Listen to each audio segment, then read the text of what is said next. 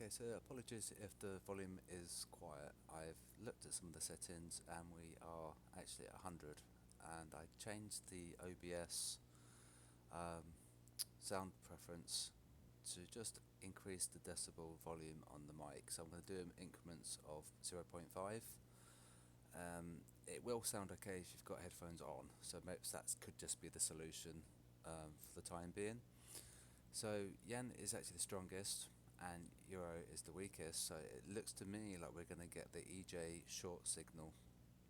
But before we undertake any buy or sell activity, do note that we are risk on at the static level and we're risk on at the 24-hour change, which is the dynamic. So the dynamic is in agreement with the static, risk on at both levels, and because of that, it's gonna help EJ. Okay, so where are we? Weekly bubbles.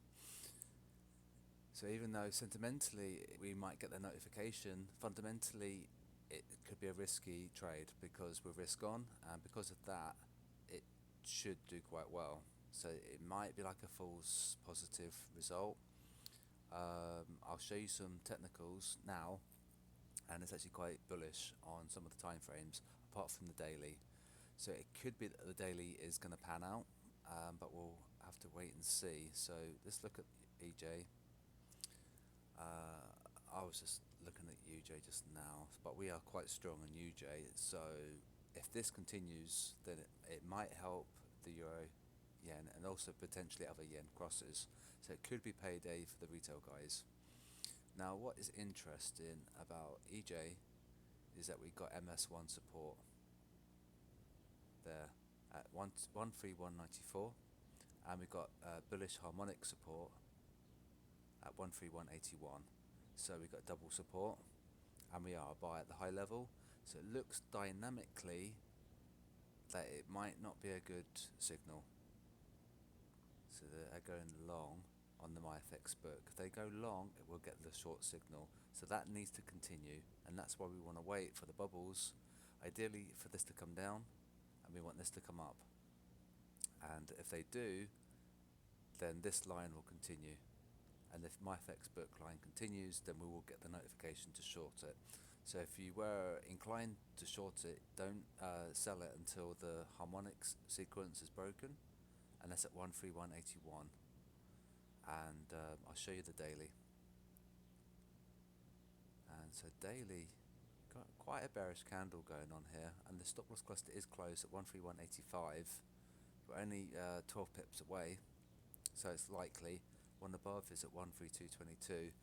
So what we want is for that harmonic to break on the hourly, but you can see how bearish it is on the daily. And what should normally happen, that price should be contained within the pitchfork, especially on the high time frame like the daily. So we sort of went a little bit over the top on this. We rallied a little bit too hard. Okay, fundamentally driven, fair enough, but technically we should be within the pitchfork. So 13063 would be a likely target. Okay, and so that's that. Just a quick one, just to remember, to just to check where the risk on, risk off. Well, we know where we stand with risk on, risk off because of the sentiment. Perhaps we could look at that market watch. There you go. Boy, so this is not the futures, but does it should tell us the futures? Well, Europe's up, so it tells me that US is going to be up. I don't know if it tells us. Oh, it does tell us the futures. Yeah, so we're just tiny little bit up, so that's risk on.